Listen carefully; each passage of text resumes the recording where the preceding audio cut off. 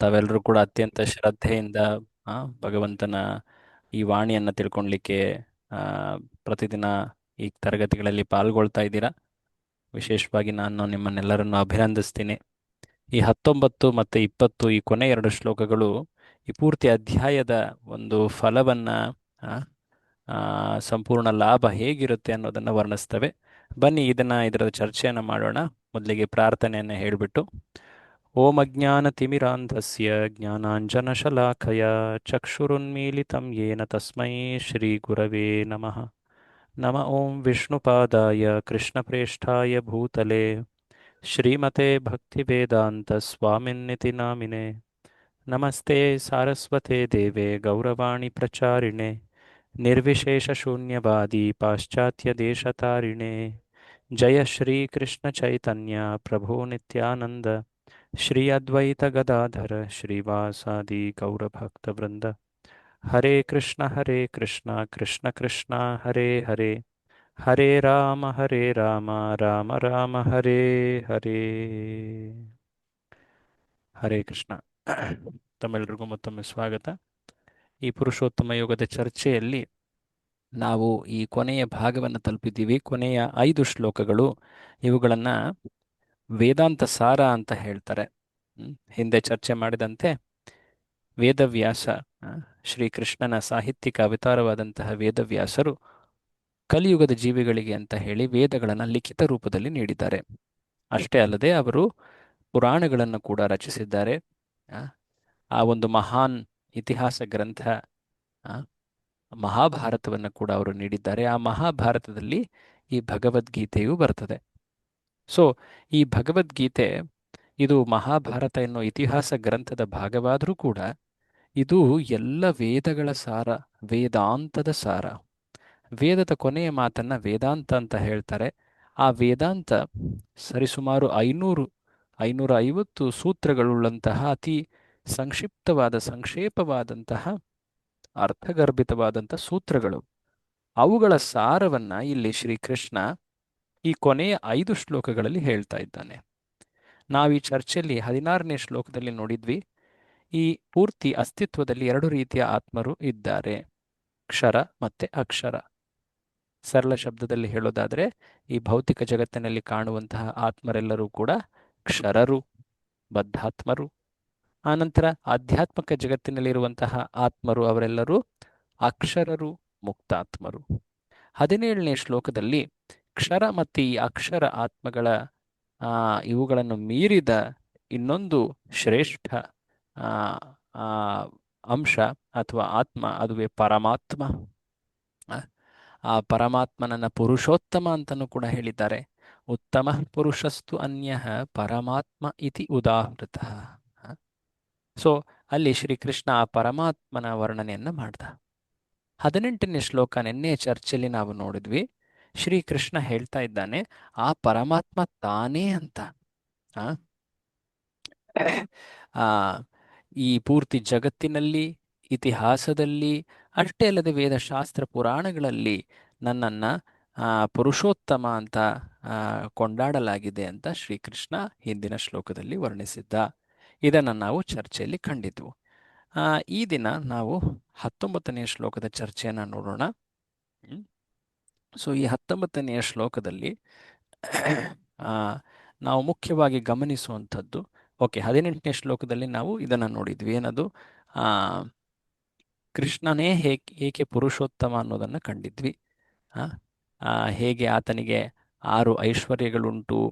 ಅಷ್ಟೇ ಅಲ್ಲದೆ ಇತಿಹಾಸದಲ್ಲಿ ಅನೇಕ ಮಹಾನ್ ವ್ಯಕ್ತಿಗಳು ಆ ರಾಜಸೂಯ ಯಜ್ಞದ ಉಲ್ಲೇಖವನ್ನು ಮಾಡ್ತಾ ಹೇಗೆ ಎಲ್ಲರೂ ಕೂಡ ಶ್ರೀಕೃಷ್ಣನನ್ನ ಅತ್ಯಂತ ಶ್ರೇಷ್ಠ ವ್ಯಕ್ತಿ ಅಂತ ಸ್ವೀಕರಿಸಿದ್ರು.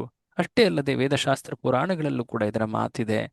ಅಲ್ಲದೆ ತ್ರಿಮೂರ್ತಿಗಳಲ್ಲಿ ವಿಷ್ಣು ಶ್ರೇಷ್ಠ ಅನ್ನುವುದನ್ನ ಕಂಡಿದ್ವಿ. ಅದಾದಮೇಲೆ ಆ ವಿಷ್ಣುವು ಕೂಡ ಶ್ರೀಕೃಷ್ಣನ ದರ್ಶನಕ್ಕೆಂದು ಆತ ಹಾತೊರಿತಾನೆ. ಆ ಶ್ರೀಕೃಷ್ಣ ಆ ವಿಷ್ಣುವಿಗೂ ಕೂಡ ವಿಷ್ಣುವಿಗಿಂತನೂ ಪರಮ ಅನ್ನೋದನ್ನ ಅಲ್ಲಿ ಕಂಡಿದ್ವಿ. ಈ ದಿನದ ಚರ್ಚೆಯಲ್ಲಿ ನಾವು ಶ್ರೀಕೃಷ್ಣನನ್ನ ಪುರುಷೋತ್ತಮ ಎಂದು ತಿಳಿದಾಗ ವ್ಯಕ್ತಿಯ ಜೀವನದಲ್ಲಿ ಆ ಪರಿವರ್ತನೆ ಏನು ಉಂಟಾಗ್ತದೆ ಅದರ ಕುರಿತಾಗಿ ನೋಡೋಣ. ಶ್ಲೋಕ 19. ಈ ದಿನ ನನ್ನ ಹಿಂದೆ ಯಾರು ಹೇಳ್ತೀರಾ ಶ್ಲೋಕವನ್ನ? ಹಾ, ಎಲ್ಲಿವರೆಗೆ ಯಾರು ಹೇಳಿಲ್ವೋ ಅವ್ರು ಹೇಳ್ಬೋದು. ಯಾರು ಹೇಳ್ತೀರಾ? ನಾನು ಹೇಳ್ತೀನಿ.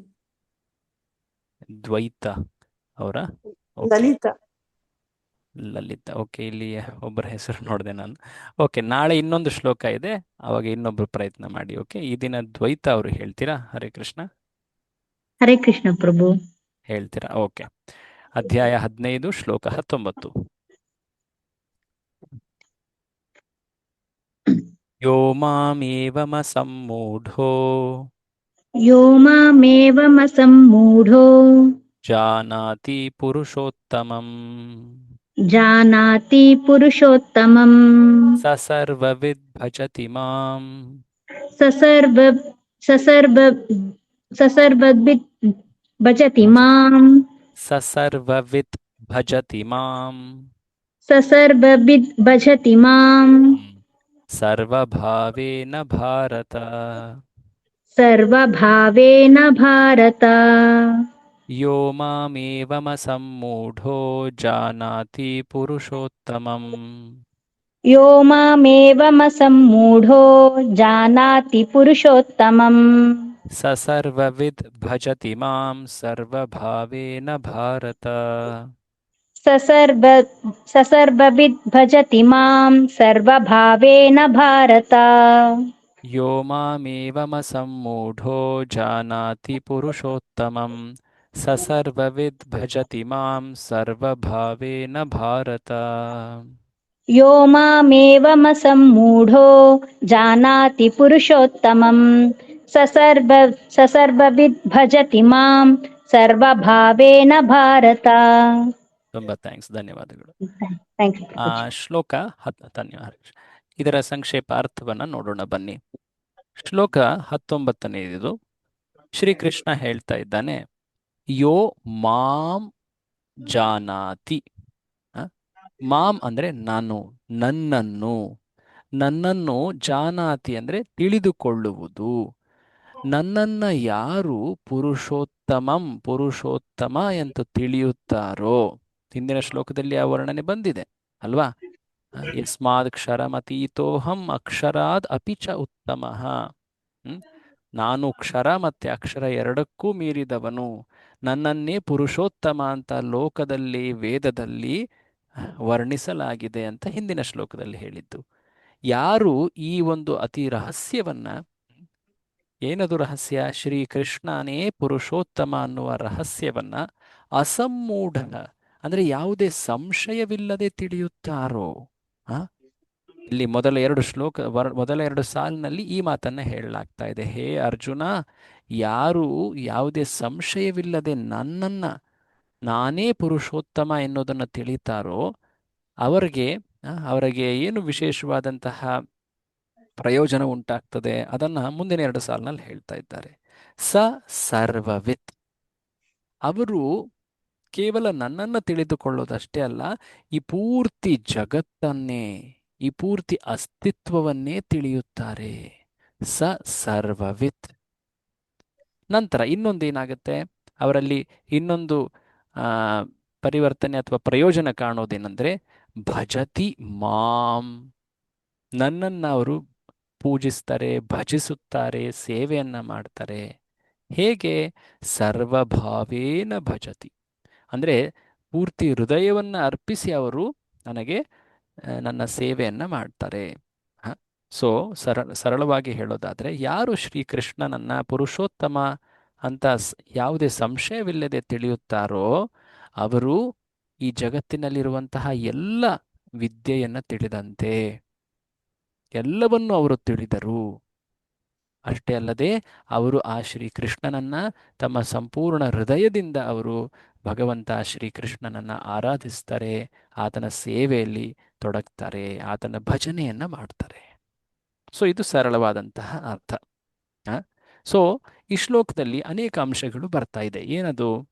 ಮೊದಲನೇದಾಗಿ ಶ್ರೀಕೃಷ್ಣನನ್ನ ಯಾವುದೇ ಸಂಶಯವಿಲ್ಲದೆ ಆತನೇ ಉತ್ತಮ ಪುರುಷೋತ್ತಮ ಅಂತ ತಿಳಿಯೋದು. ಇದು ಬಹಳ ವಿಶೇಷವಾದಂತಹ ಒಂದು ಅಂಶ. ಈ ಜಗತ್ತಿನಲ್ಲಿ ಅನೇಕರನ್ನ ಶ್ರೇಷ್ಠರು ಅಂತ ಹೇಳಿ ಪೂಜಿಸ್ತಾರೆ. ಹ? ಕೆಲವರು ಈ ಜಗತ್ತಿನ ಅತಿ ಶಕ್ತಿಶಾಲಿ ವ್ಯಕ್ತಿಗಳನ್ನ, ಅತ್ಯಂತ ಪರಾಕ್ರಮಿಗಳನ್ನ, ಅತ್ಯಂತ ಜ್ಞಾನಿಗಳನ್ನ ಪೂಜಿಸ್ತಾರೆ.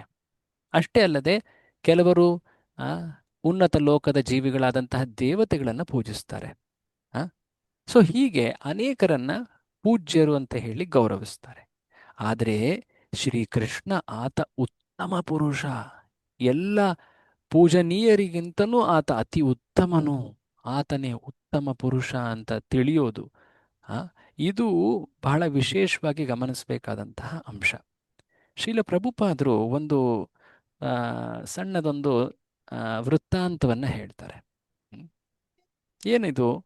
ಒಮ್ಮೆ ಭಾರತದ ಹೊರಗಡೆ ಇರುವಂತಹ ದೇಶದ ವಾಸಿಯೊಬ್ಬ, ಪಾಶ್ಚಿಮ ಪಾಶ್ಚಿಮಾತ್ಯ ದೇಶದವನು, ಆತ ಭಾರತಕ್ಕೆ ಬಂದಿದ್ದ. ಆ, ಭಾರತ ಅಂದರೆ ಇಲ್ಲಿ ಧರ್ಮ, ಆ, ಆಧ್ಯಾತ್ಮ ಇವುಗಳನ್ನು ಪಾಲಿಸ್ತಾರೆ ಅಂತ ಆತನಿಗೆ ಕೇಳಿ ಬಂತು, ಯೋಗ, ಆಧ್ಯಾತ್ಮ. ಸೊ ಹಾಗಾಗಿ ಆತ ಇವುಗಳ ಬಗ್ಗೆ ತಿಳಿಲಿಕ್ಕೆ ಅಂತ ಬಂದಿದ್ದ.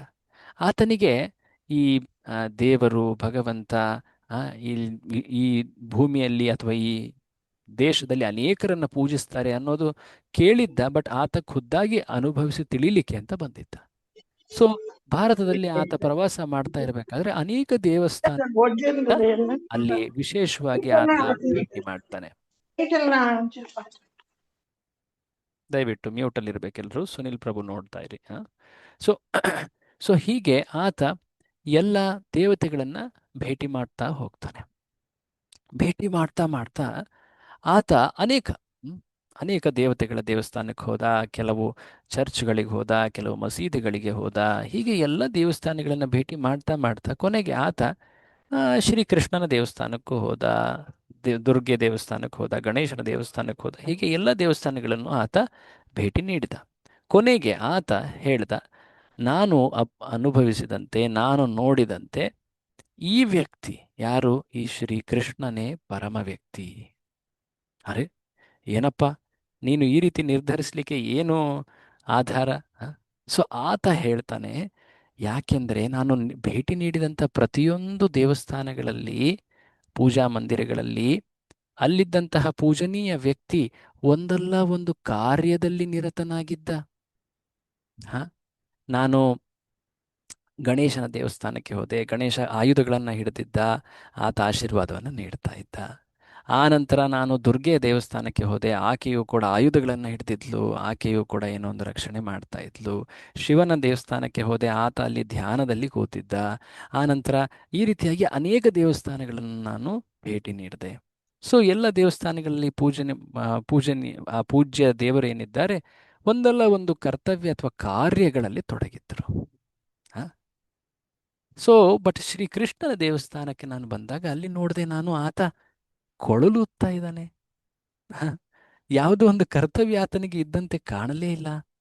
ಆತನ ಸುತ್ತ ಹಸುಗಳಿವೆ, ಆನಂತರ ಆತನ ಮಿತ್ರರಿದ್ದಾರೆ. ಅಲ್ಲಿದ್ದಂಥ ಸುತ್ತಮುತ್ತ ಇರುವಂತಹ ಚಿತ್ರಪಟಗಳನ್ನು ನೋಡಿದಾಗ ಆತ ಅತ್ಯಂತ ಆನಂದದಲ್ಲಿದ್ದ. ಸೊ ನಾನು ಏನು ತಿಳಿದಿದ್ದೀನಿ ಅಂದರೆ, ಆ ಪರಮ ವ್ಯಕ್ತಿ ಅಥವಾ ಪರಮ ಪುರುಷ, ಆತನಿಗೆ ಸಂಪೂರ್ಣ ಸ್ವಾತಂತ್ರ್ಯವಿರಬೇಕು. ಆತ ಆನಂದದಲ್ಲಿ ತನ್ನ ಕಾರ್ಯಗಳಲ್ಲಿ ನಿರತನಾಗಿರಬೇಕು. ಆತನಿಗೆ ಯಾವುದೇ ಕರ್ತವ್ಯಗಳ ನಿರ್ವಹಣೆಯ ಹೊರೆ ಇರಬಾರದು. ಸೊ ಹಾಗಾಗಿ ಈತನೇ ಪರಮ ಪುರುಷ. ಸೊ ನೋಡಿ, ಹೀಗೆ ಈ ವ್ಯಕ್ತಿ ಶ್ರೀಕೃಷ್ಣನೇ ಪರಮ ಪುರುಷ ಅಂತ ಹೇಳ್ದ ಅಂತ ಶ್ರೀಲ ಪ್ರಭುಪಾದರು ಈ ಮಾತನ್ನ ಹೇಳ್ತಾರೆ. ಶ್ರೀಲ ಪ್ರಭುಪಾದರು ಈ ಮಾತನ್ನ ಹೇಳಿ ಒಂದು ಉಪನಿಷತ್ತಿನ ಮಂತ್ರವನ್ನು ಉಲ್ಲೇಖ ಮಾಡ್ತಾರೆ. ಬಹಳ ವಿಶೇಷವಾದಂತಹ ಒಂದು ಶ್ಲೋಕ ಅದು. ಏನದು? ನ ತಸ್ಯ ಕಾರ್ಯಂ ಕರಣಂ ಚ ವಿದ್ಯತೆ. ಯಾವ ವ್ಯಕ್ತಿಗೆ ಯಾವುದೇ ಕಾರ್ಯಗಳು, ಕರ್ತವ್ಯಗಳ ಒಂದು ರೀತಿ ಚೌಕಟ್ಟು ಅಥವಾ ಒಬ್ಲಿಗೇಷನ್ ಅಥವಾ ಹೊರೆಯಿಲ್ಲವೋ, ನ ತತ್ ಸಮಶ್ಚ ಅಭ್ಯಧಿಕಶ್ಚ ದೃಶ್ಯತೆ. ಬೇರೆ ಯಾರೂ ಆತನಿಗೆ ಸಮರು ಯಾರೂ ಇಲ್ಲವೋ, ಆತನಿಗಿಂತ ಮಿಗಿಲಾದವರು ಯಾರೂ ಇಲ್ಲವೋ. ಪರಾಸ್ಯ ಶಕ್ತಿರ್ ವಿವಿಧೈವ ಶ್ರೂಯತೆ. ಆತನ ಬಳಿ ಅನಂತ ಶಕ್ತಿಗಳಿವೆ. ಆತನ ಶಕ್ತಿಗಳ ಮೂಲಕ ಆತ ವಿಧ ವಿಧವಾದಂತಹ ಕಾರ್ಯಗಳನ್ನು ಮಾಡ್ತಾನೆ. ಸ್ವಾಭಾವಿಕಿ ಜ್ಞಾನಬಲ ಕ್ರಿಯಾಚ. ಅತ್ಯಂತ ಸುಲಭವಾಗಿ ಸ್ವಾಭಾವಿಕವಾಗಿ ಆತ ತನ್ನ ಎಲ್ಲ ಕಾರ್ಯಗಳನ್ನು ತನ್ನ ಶಕ್ತಿಗಳ ಮೂಲಕ ಮಾಡ್ತಾನೆ, ತನ್ನ ಪ್ರತಿನಿಧಿಗಳ ಮೂಲಕ ಮಾಡ್ತಾನೆ. ಸೊ ಆತನೇ ದೇವೋತ್ತಮ ಪರಮ ಪುರುಷ. ಸೊ ಪರಮ ಪುರುಷ, ಪುರುಷೋತ್ತಮ ಅಂದರೆ ಯಾರು? ಆತನಿಗೆ ಕರ್ತವ್ಯಗಳಾಗಲಿ, ಯಾವುದೇ ರೀತಿಯ ಕರ್ಮದ ಹೊರೆಯಾಗಲಿ, ಆಬ್ಲಿಗೇಷನ್ಸ್ಗಳಾಗಲಿ ಇರೋದಿಲ್ಲ.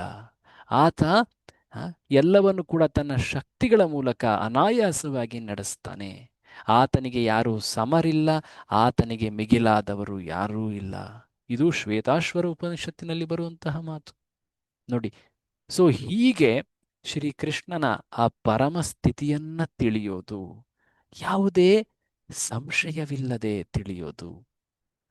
ಕೆಲವೊಮ್ಮೆ ಶ್ರೀಕೃಷ್ಣ ಈ ಜಗತ್ತಿನಲ್ಲಿ ಆತ ಅವತರಿಸಿದಾಗ ಆತನ ಕೆಲವು ಕಾರ್ಯಗಳನ್ನು ನೋಡಿದಾಗ ಕೆಲವರು ಸಂಶಯಕ್ಕೊಳಗಾಗ್ತಾರೆ. ಏನದು? ಅರೆ, ಶ್ರೀಕೃಷ್ಣ ಪ್ರತಿದಿನ ಕರುಗಳನ್ನು, ಹಸುಗಳನ್ನು ಮೇಯಿಸ್ಲಿಕ್ಕೆ ಅಂತ ಹೇಳಿ ಕಾಡಿಗೆ ಹೋಗ್ತಾ ಇದ್ದಾನೆ. ಅರೆ, ಶ್ರೀಕೃಷ್ಣ ಆತ ಗುರುಕುಲಕ್ಕೆ ಹೋಗ್ತಾ ಇದ್ದಾನೆ.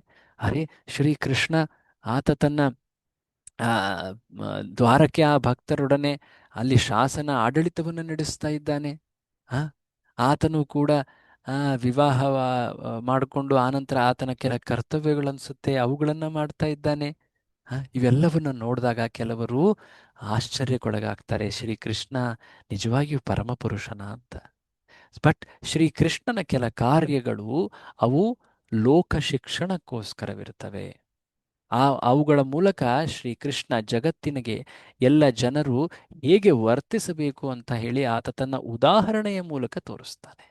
ಶ್ರೀಕೃಷ್ಣ ತಾನು ಗುರುಕುಲಕ್ಕೆ ಹೋಗುವ ಒಂದು ಸಂದರ್ಭದಲ್ಲಿ ಆತ ಜಗತ್ತಿಗೆ ಹೇಗೆ ಎಲ್ಲರೂ ಕೂಡ ಗುರುವಿನ ಆಶ್ರಯವನ್ನು ಸ್ವೀಕರಿಸಿ ತಮ್ಮ ಜೀವನದಲ್ಲಿ ಆಧ್ಯಾತ್ಮಿಕ ಜ್ಞಾನವನ್ನು ಪಡೆದು ಮುನ್ನಡಿಬೇಕು ಅನ್ನೋದನ್ನು ತಿಳಿಸ್ಕೊಡ್ತಾನೆ.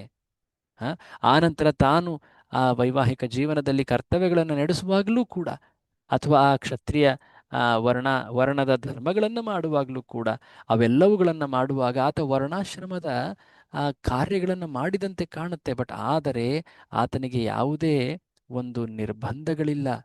ಆತ ಸ್ವತಃ ಆ ಕಾರ್ಯಗಳನ್ನು ಆಯ್ಕೆ ಮಾಡಿಕೊಂಡು ಜಗತ್ತಿಗೆ ಉದಾಹರಣೆಯ ರೂಪದಲ್ಲಿ ಆತ ಮಾಡ್ತಾ ಇದ್ದ. ಬಟ್ ಕೆಲ ಕಾರ್ಯಗಳು ಅವು ಆತನ ಅತ್ಯಂತ ಆನಂದದ ಕಾರ್ಯಗಳು. ಕೇವಲ ಆನಂದವನ್ನ ಆತ ಸವಿಯಲಿಕ್ಕೆ ಅಂತ ಕೆಲ ಕಾರ್ಯಗಳನ್ನು ಮಾಡ್ದ. ಉದಾಹರಣೆಗೆ ಏನು ಹೇಳ್ತಾರೆ, ತನ್ನ ಬಾಲ್ಯ ಲೀಲೆಗಳಲ್ಲಿ ಆತ ಬೆಣ್ಣೆಯನ್ನು ಕದೀತಾ ಇದ್ದಿದ್ದಾಗಿರಬಹುದು. ಆನಂತರ ಆ ಹಸು ಕರುಗಳನ್ನು ಮೇಯಿಸ್ಲಿಕ್ಕೆ ಅಂತ ಕಾಡಿ ಕರೆದೊಯ್ದಿದ್ದಾಗಿರ್ತಿರಬಹುದು, ಅಥವಾ ತನ್ನ ಮಿತ್ರರ ಜೊತೆ ಆತ ಆಟವಾಡ್ತಾ ಇದ್ದಿದ್ದಾಗಿರಬಹುದು. ಈ ರೀತಿಯಾಗಿ ಅನೇಕ ಕಾರ್ಯಗಳು, ಅವುಗಳು ಕೇವಲ ತನ್ನ ಭಕ್ತರೊಡನೆ ಭಕ್ತಿಯನ್ನ ಆತ ಆದಾನ ಪ್ರದಾನವನ್ನ, ಅವರ ಪ್ರೀತಿಯನ್ನ ಆತ ಸವಿಲಿಕೆ ಅಂತ ಮಾಡ್ತಿದ್ದಂತಹ ಕಾರ್ಯಗಳು. ಸೊ ಹೀಗೆ ಶ್ರೀಕೃಷ್ಣನ ಜೀವನ ಚರಿತ್ರೆಯನ್ನು ನಾವು ಸ್ಪಷ್ಟವಾಗಿ ತಿಳಿಬೇಕು. ಆತನ ಜೀವನವನ್ನು ನಾವು ಕಲಿತಾಗ ಅದು ಹೇಗೆ ಕಲಿಬೇಕು ಅದನ್ನು ಈ ಅಧಿಕೃತ ಶಾಸ್ತ್ರಗಳಾದಂತಹ ಭಗವದ್ಗೀತೆ ಮತ್ತು ಭಾಗವತ ಗ್ರಂಥಗಳಿಂದ ಕಲಿಬೇಕು. ಇದರಲ್ಲೂ ಕೂಡ ಇನ್ನೊಂದು ರಹಸ್ಯವಿದೆ. ಏನದು? ಪ್ರಭುಪಾದರು ಹೇಳ್ತಾರೆ, ಭಗವದ್ಗೀತೆಯನ್ನು ಕೇವಲ ಓದೋದ್ರಿಂದ ವ್ಯಕ್ತಿ ಭಗವದ್ಗೀತೆಯ ಸಾರವನ್ನು ತಿಳಿಯೋದಿಲ್ಲ. ಹಾಗಿದ್ರೆ ಏನು ಮಾಡಬೇಕು? ಭಗವದ್ಗೀತೆಯ ಸಾರವನ್ನು ತಿಳಿಯೋದು ಅಂದರೆ ಆ ಭಗವದ್ಗೀತೆಯ ಅತಿ ಸವಿಯಾದಂತಹ ಆ ರಹಸ್ಯವನ್ನು ಸೇವಿಸೋದು. ಅದೇನದು? ಅದು ಭಗವಂತನ ಕುರಿತಾದ ಭಕ್ತಿ.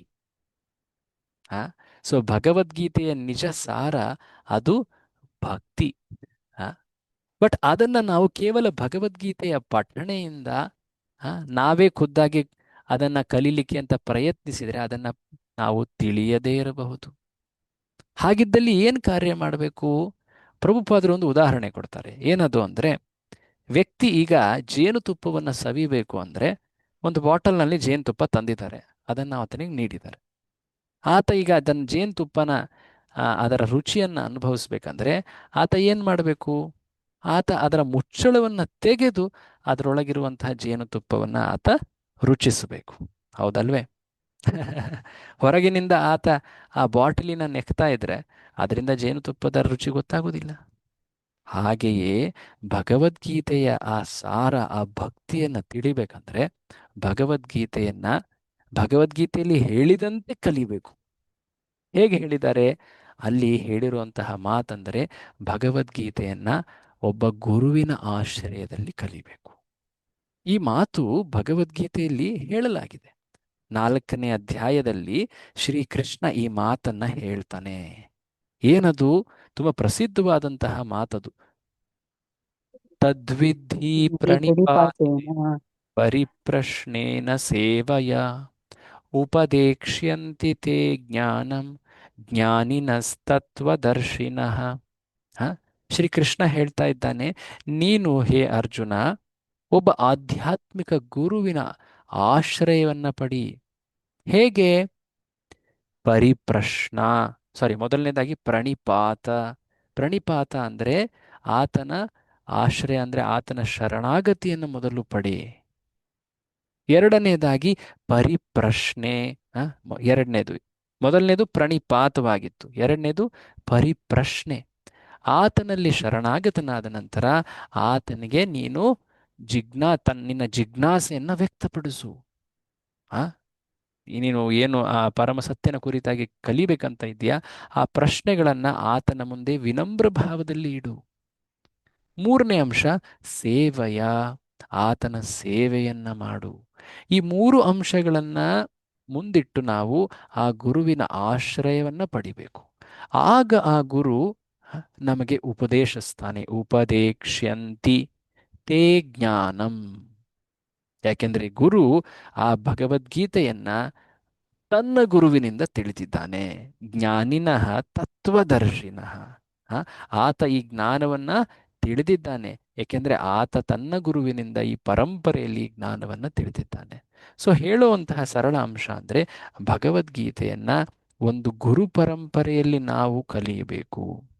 ಈಗಿನ ಕಾಲದಲ್ಲಿ ಅನೇಕರು ಅನೇಕ ವಿಚಾರಗಳನ್ನ ಈ ಸಾಮಾಜಿಕ ಜಾಲತಾಣಗಳಲ್ಲಿ, ಸೋಷಿಯಲ್ ಮೀಡಿಯಾದಲ್ಲಿ ಹಂಚಿಕೊಳ್ತಾ ಇದ್ದಾರೆ. ಅದರಲ್ಲಿ ಕೆಲವರು ಆಧ್ಯಾತ್ಮಿಕ ವಿಷಯಗಳ ಬಗ್ಗೆನೂ ಹೇಳ್ತಾರೆ. ಸೊ ಹಾಗೆ ಅನೇಕರು ಅದ್ರ ಬಗ್ಗೆ ಮಾತನಾಡ್ತಾರೆ. ಸೊ ಶ್ರೀಲ ಪ್ರಭುಪಾದರು ಹೇಳ್ತಾರೆ, ನಾವು ಆಧ್ಯಾತ್ಮಿಕ ಜ್ಞಾನವನ್ನ ಒಬ್ಬ ಅಧಿಕೃತ ವ್ಯಕ್ತಿಯಿಂದ ತಿಳಿಬೇಕು. ಹೇಗೆ ಒಂದು ಕಾಲೇಜ್ನಲ್ಲಿ ನಾವು ಅಡ್ಮಿಷನ್ ಪಡೆದು ಕಾಲೇಜ್ನಲ್ಲಿರುವಂತಹ ಒಬ್ಬ ಪ್ರೊಫೆಸರ್ನಿಂದ ಆ ಜ್ಞಾನವನ್ನು ಪಡಿತೀವೋ, ಅದರಿಂದ ನಾವು ಡಿಗ್ರಿಯನ್ನು ಪಡಿತೀವಲ್ವಾ? ಅದನ್ನ ಆ ಜ್ಞಾನವನ್ನು ಪಡೆದ ಮೇಲೆ ಪರೀಕ್ಷೆ ಬರೆದು ಡಿಗ್ರಿ ಸರ್ಟಿಫಿಕೇಟ್ನ ಪಡಿತೀವಿ. ಅದೇ ರೀತಿಯಾಗಿ ಆಧ್ಯಾತ್ಮಿಕ ಜ್ಞಾನವನ್ನ ನಾವು ಪಡಿಬೇಕಂದ್ರೆ ಮೊದಲು ಆಧ್ಯಾತ್ಮಿಕ ಜ್ಞಾನದ ಕಾಲೇಜ್ ಏನದು? ಗುರು ಪರಂಪರೆ. ಆ ಪರಂಪರೆಗೆ ನಾವು ನಮ್ಮನ್ನು ನಾವು ಜೋಡಿಸ್ಕೊಳ್ಬೇಕು. ನಾವು ಅದರ ಜೊತೆ ಕನೆಕ್ಟ್ ಆಗಬೇಕು. ಎರಡನೇದು, ಕಾಲೇಜ್ನಲ್ಲಿರುವಂತಹ ಪ್ರೊಫೆಸರ್, ಅಂದರೆ ಆ ಪರಂಪರೆಯಲ್ಲಿರುವ ಒಬ್ಬ ಗುರು. ಆ ಗುರುವಿನ ಬಳಿ ನಾವು ಆ ಜ್ಞಾನವನ್ನು ಕೇಳಿ ತಿಳಿಬೇಕು. ಸೊ ಹೀಗೆ ಕಲಿತಾಗ ಆ ಜ್ಞಾನ ಅಧಿಕೃತವಾಗಿರ್ತದೆ. ನಾನೇ ಕಾಲೇಜ್ಗೂ ಅಡ್ಮಿಟ್ ಆಗ್ದೇನೆ ಒಬ್ಬ ಪ್ರೊಫೆಸರಿಂದನೂ ಕೇಳಿ ತಿಳಿದೇನೆ ಮನೇಲೆ ಕೂತ್ಕೊಂಡು ಓದ್ತೀನಿ ಅಂದರೆ ಅದು ಅಧಿಕೃತವಾದಂತಹ ಜ್ಞಾನವಾಗಿರೋದಿಲ್ಲ. ಅದು ಒಂದು ರೀತಿ ಹಾಬಿ ಥರ, ಅಂದರೆ ಏನೋ ಹವ್ಯಾಸದ ರೂಪದಲ್ಲಿ ಓದಿ ಕಲಿತು ಓಕೆ ಅದರಿಂದ ಏನೋ ಮಾಡ್ತೀವಿ. ಬಟ್ ಅದನ್ನು ನಿಜವಾಗಿಯೂ ಕೂಡ ನೀನು ಅಧಿಕೃತವಾಗಿ ಜ್ಞಾನ ಪಡೆದಿದೆಯಾ ಅಂದರೆ ಒಂದು ಕಾಲೇಜ್ನಲ್ಲಿ ದಾಖಲಾಗಿ ಒಬ್ಬ ಪ್ರೊಫೆಸರ್ ಬಳಿ ಆತನಿಂದ ನೀವು ಜ್ಞಾನವನ್ನು ಕೇಳಿ ತಿಳಿತಾರೆ. ಹಾಗೆಯೇ ಈ ಭಗವದ್ಗೀತೆಯನ್ನು ಒಬ್ಬ ಗುರು ಪರಂಪರೆಯಲ್ಲಿರುವಂತಹ ಒಬ್ಬ ಪ್ರಾಮಾಣಿಕ ಗುರುವಿನಿಂದ ನಾವು ಕೇಳಿ ತಿಳಿಬೇಕು. ಆ ನಿಟ್ಟಿನಲ್ಲಿ ಸ್ವಾಮಿ ಶ್ರೀಲ ಪ್ರಭುಪಾದರು ಏನು ಭಗವದ್ಗೀತೆ ಯಥಾರೂಪಾಯಿ ಗ್ರಂಥವನ್ನು ನೀಡಿದ್ದಾರೆ, ಇದು ಬರುವಂಥದ್ದು ಈ ಬ್ರಹ್ಮಮಧ್ವ ಗೌಡಿಯ ಗುರು ಶಿಷ್ಯ ಪರಂಪರೆಯಲ್ಲಿ. ಇದು ಅಧಿಕೃತವಾದಂತಹ ಪರಂಪರೆ. ಶ್ರೀ ಚೈತನ್ಯ ಮಹಾಪ್ರಭುಗಳು ಕೂಡ ಈ ಪರಂಪರೆಯಲ್ಲಿ ಬರ್ತಾರೆ. ಈ ಪರಂಪರೆಯಲ್ಲಿ ಅನೇಕ ಆಚಾರ್ಯರಿದ್ದಾರೆ. ಶ್ರೀಲ ಪ್ರಭುಪಾದರು ಈ ಪರಂಪರೆಯಲ್ಲಿ ಬರುವಂತಹ ಒಬ್ಬ ಮಹಾನ್ ಆಚಾರ್ಯರು, ಇತ್ತೀಚೆಗೆ ಬಂದಿದ್ದಂಥವರು. ಅವರು ತಮ್ಮ ಕಾರ್ಯದಿಂದ ಈ ಭಗವದ್ಗೀತೆಯನ್ನು ವಿಶ್ವದೆಲ್ಲೆಡೆ ಅವರು ಪ್ರಚಾರವನ್ನು ಮಾಡಿದ್ದಾರೆ. ಅವರು ನೀಡಿರುವಂತಹ ಈ ಗ್ರಂಥಗಳು ಇವು ಅತ್ಯಂತ ಅದ್ಭುತವಾದಂತಹ ಆಧ್ಯಾತ್ಮಿಕ ಕೊಡುಗೆಗಳು. ನಾವು ಈ ಗ್ರಂಥಗಳನ್ನು ಓದುವಾಗ ಅವರು ಅದರ ವಿವರಣೆಯನ್ನು ಭಾವಾರ್ಥದ ರೂಪದಲ್ಲಿ ನೀಡಿದ್ದಾರೆ. ಸೊ ಆ ವಿವರಣೆಯಿಂದ ನಾವು ಮುಖ್ಯವಾಗಿ ಭಗವದ್ಗೀತೆ ಅರ್ಥವನ್ನು ತಿಳಿತೀವಿ. ಕೇವಲ ಶ್ಲೋಕವನ್ನು ನಾವು ಓದಿ ಅದರಿಂದ ಅರ್ಥ ತಿಳಿಲಿಕ್ಕೆ ಅಂತ ಹೋದರೆ ಕೆಲವೊಮ್ಮೆ ನಾವು ಆ ತಪ್ಪು ಅರ್ಥಗಳನ್ನು ಗ್ರಹಿಸ್ಬಿಡ್ತೀವಿ. ಸೊ ಹಾಗಾಗಿ ನಾವು ಆಚಾರ್ಯರು ನೀಡಿರುವಂತಹ ಭಾವಾರ್ಥಗಳನ್ನು ಆ ಪರಂಪರೆಯಲ್ಲಿ ನಾವು ತಿಳಿಬೇಕು. ಆ ಜ್ಞಾನವನ್ನು ನಾವು ತಿಳಿದಾಗ ಅದರಿಂದ ನಮಗೆ ಮುಖ್ಯವಾದಂತಹ ಲಾಭ ಉಂಟಾಗ್ತದೆ. ಈಗ ಇನ್ನೊಂದು ಮುಖ್ಯವಾದಂತಹ ಅಂಶ, ಶ್ರೀಲ ಪ್ರಭುಪಾದರು ಒಂದು ಬಹಳ ವಿಶೇಷವಾದಂತಹ ಒಂದು ಪ್ರಸಂಗದ ಕಥೆಯನ್ನು ಹೇಳ್ತಾರೆ. ಇದು ನಿಜವಾಗಿಯೂ ನಡೆದಂಥದ್ದು. ಶ್ರೀ ಚೈತನ್ಯ ಮಹಾಪ್ರಭುಗಳ ಜೀವನದ ಒಂದು ಪ್ರಸಂಗ. ಶ್ರೀ ಚೈತನ್ಯ ಮಹಾಪ್ರಭುಗಳು ಸರಿಸುಮಾರು 500 ವರ್ಷಗಳ ಹಿಂದೆ ಇತಿಹಾಸ ಕಂಡಂತಹ ಒಬ್ಬ ಮಹಾನ್ ವ್ಯಕ್ತಿ.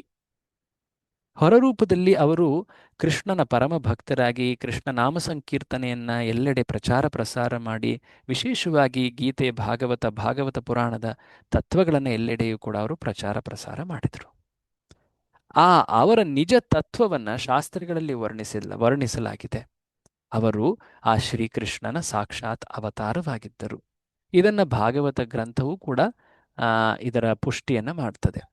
ಅವರ ಜೀವನ ಚರಿತ್ರೆಯಲ್ಲಿ ಒಮ್ಮೆ ಅವರು ದಕ್ಷಿಣ ಭಾರತದ ಪ್ರವಾಸಕ್ಕೆಂದು ಬಂದಿದ್ದರು. ಅವರು 24ನೇ ವರ್ಷದಲ್ಲಿ ಸನ್ಯಾಸವನ್ನು ಸ್ವೀಕರಿಸ್ತಾರೆ. ಆನಂತರ ಅವರು ದಕ್ಷಿಣ ಭಾರತದ ಪ್ರವಾಸದಲ್ಲಿ ಬರುತ್ತಾ ಶ್ರೀರಂಗಂ ಕ್ಷೇತ್ರಕ್ಕೆ ಬಂದಾಗ ಅಲ್ಲಿ ಒಂದು ವಿಶೇಷವಾದಂತಹ ದೃಶ್ಯವನ್ನು ಕಂಡರು. ಶ್ರೀರಂಗಂ ದೇವಸ್ಥಾನ ತಾವೆಲ್ಲ ಭೇಟಿ ನೀಡಿರಬಹುದು. ಬಹಳ ವಿಶಾಲವಾದಂತಹ ದೇವಸ್ಥಾನ, ರಂಗನಾಥ ಸ್ವಾಮಿಯ ಸನ್ನಿಧಿ. ಅಲ್ಲಿ ಒಬ್ಬ ವ್ಯಕ್ತಿ ಒಂದು ಪುಸ್ತಕವನ್ನು ಹಿಡಿದು ಪಠಣೆ ಮಾಡ್ತಾ ಇದ್ದ. ಆತನ ಸುತ್ತ ಅನೇಕ ಜನರು ಆತನನ್ನ ಹಾಸ್ಯಾಸ್ಪದವಾಗಿ ಕಾಣ್ತಾ ಇದ್ರು. ಆತನನ್ನು ಕಂಡು ಎಲ್ಲರೂ ನಗುತ್ತಾ ಇದ್ರು. ಏನಿದು ಅಂತ ಚೈತನ್ಯ ಮಹಾಪ್ರಭುಗಳಿಗೆ ಕುತೂಹಲ ಉಂಟಾಯಿತು. ಹತ್ರ ಹೋಗಿ ನೋಡಿದಾಗ ಆ ವ್ಯಕ್ತಿ ಹಿಡಿದಿದ್ದು ಆ ಗ್ರಂಥದ ಹೆಸರು ಭಗವದ್ಗೀತೆ. ಭಗವದ್ಗೀತೆ ಗ್ರಂಥವನ್ನ ಆತ ಓದ್ಲಿಕ್ಕೆ ಪ್ರಯತ್ನಿಸ್ತಾ ಇದ್ದಾನೆ. ಆತನಿಗೆ ಅಷ್ಟು ಸ್ಪಷ್ಟವಾಗಿ ಓದಲಿಕ್ಕೆ ಬರ್ತಾ ಇರಲಿಲ್ಲ. ಆ ಸಂಸ್ಕೃತದ ಶ್ಲೋಕಗಳನ್ನ ತೊದಲ್ತಾ ಇದ್ದ. ಅದನ್ನ ಕಂಡು ಅಲ್ಲಿದ್ದಂತಹ ಇನ್ನಿತರರು ಹೊರರೂಪದಲ್ಲಿ ಅವರು ಪಂಡಿತರಂತೆ ಕಾಣ್ತಾ ಇದ್ರು. ಆತನ ಆ ತೊದಲು ಭಗವದ್ಗೀತೆಯ ಪಠಣೆಯನ್ನ ಕಂಡು ಅವರು ನಗತಾ ಇದ್ರು. ಈ ವ್ಯಕ್ತಿಗೆ ಭಾಷೆ ಕೂಡ ಬರೋದಿಲ್ಲ, ಈತ ಭಗವದ್ಗೀತೆ ಓದ್ತಾ ಇದ್ದಾನಂತೆ ಅಂತ ಹೇಳಿ ಅವರು ನಗತಾ ಇದ್ರು.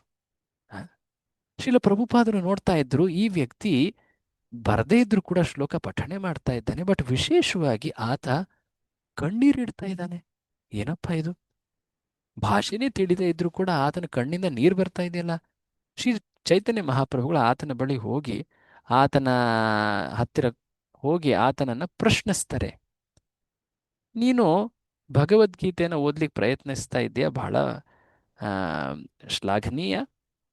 ನಿನಗೆ ಶ್ಲೋಕ ಅಥವಾ ಭಾಷೆ ಬರದೇ ಇದ್ರೂ ಕೂಡ ಪ್ರಯತ್ನ ಮಾಡ್ತಾ ಇದೆಯಲ್ಲ, ಯಾಕೆ ಅಂತ ಕೇಳಿದಾಗ ಆ ವ್ಯಕ್ತಿ ಹೇಳ್ತಾನೆ, ನೋಡಿ ನೋಡಿ ಮುನಿವರ್ಯ, ನನಗೆ ನನ್ನ ಗುರುಗಳು ಆಜ್ಞೆಯನ್ನು ನೀಡಿದ್ದಾರೆ ಭಗವದ್ಗೀತೆಯ ಪಠಣೆಯನ್ನ ಮಾಡು ಅಂತ.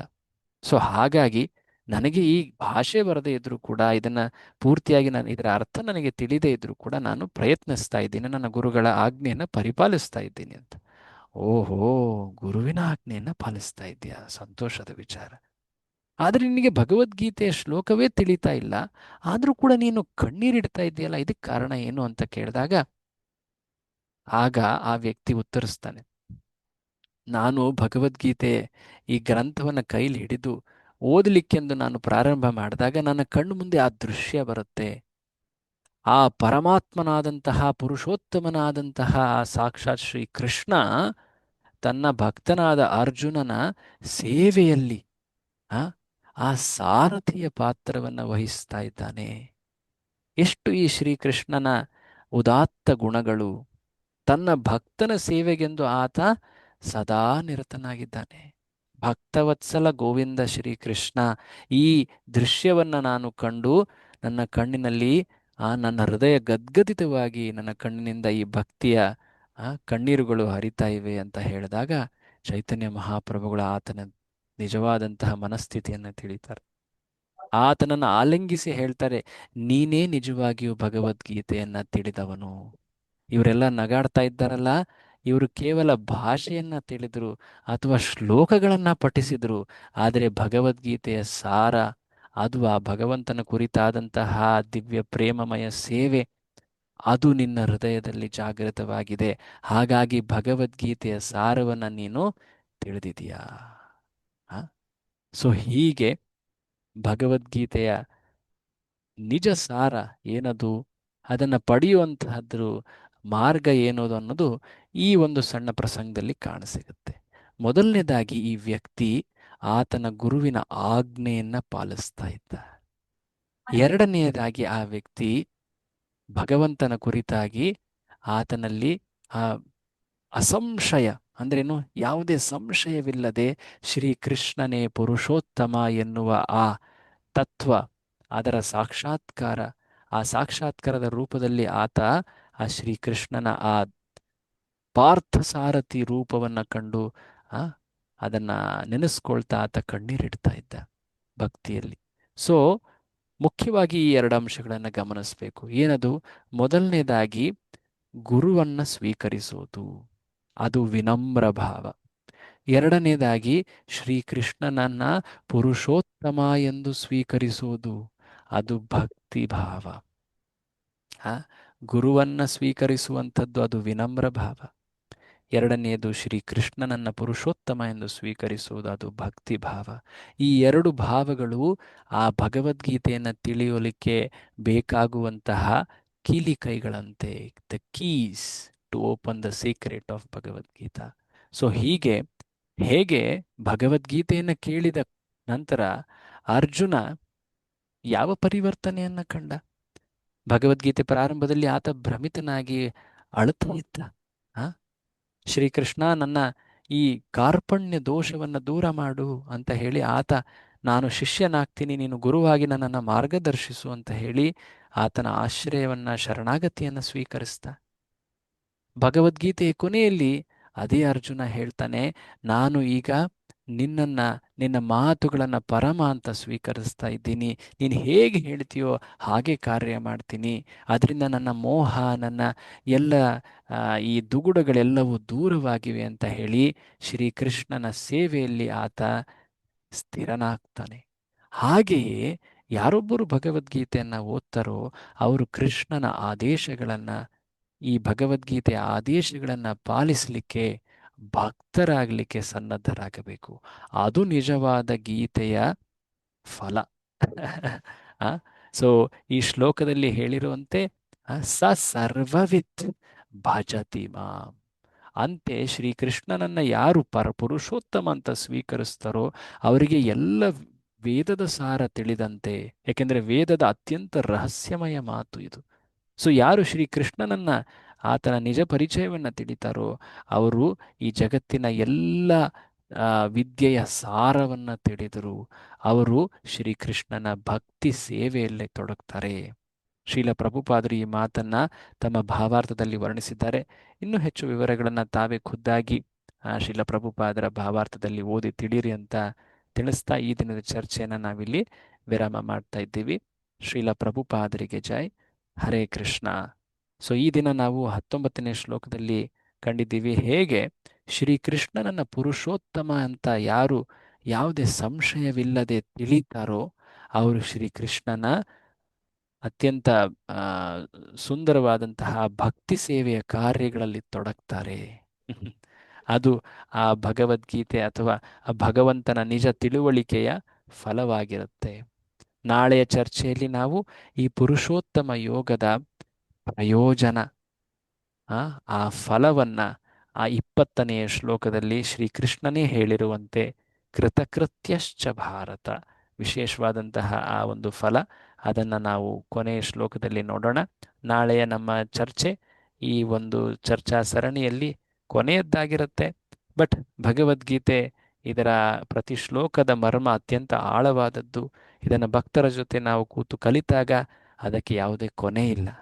ಸೊ ಹಾಗಾಗಿ ತಾವು ಕೂಡ ಈ ಭಗವದ್ಗೀತೆಯ ಪಠಣೆ, ಈ ಭಗವಂತನ ನಾಮಸ್ಮರಣೆ, ಈ ಭಕ್ತಿಯ ಪಾಲನೆಯನ್ನು ತಮ್ಮ ಜೀವನದಲ್ಲಿ ಅನುಸರಿಸ್ತಾ ಈ ಒಂದು ಭಕ್ತಿಯ ಆನಂದವನ್ನು ಸವಿಯಿರಿ. ನಿಮ್ಮ ಜೀವನವನ್ನು ಅತ್ಯಂತ ಶಾಂತಿ, ಆನಂದ, ನೆಮ್ಮದಿಗಳು ನಿಮ್ಮ ಜೀವನದಲ್ಲಿ ನೆಲೆಸಲಿ ಅಂತ ನಾವು ಪ್ರಾರ್ಥಿಸ್ತಾ ಈ ಚರ್ಚೆಯನ್ನು ಇಲ್ಲಿ ವಿರಾಮ ಮಾಡ್ತಾ ಇದ್ದೀವಿ. ನಾಳೆ ಸಂಜೆ 7 ಈ ಒಂದು ಸರಣಿಯಲ್ಲಿ ಕೊನೆಯ ತರಗತಿ ಅಥವಾ ಸಂಚಿಕೆ ಇರ್ತದೆ. ತಮ್ಮೆಲ್ಲರಿಗೂ ಧನ್ಯವಾದ. ಹರೇ ಕೃಷ್ಣ. ಶ್ರೀಲ ಪ್ರಭುಪಾದರಿಗೆ ಜೈ.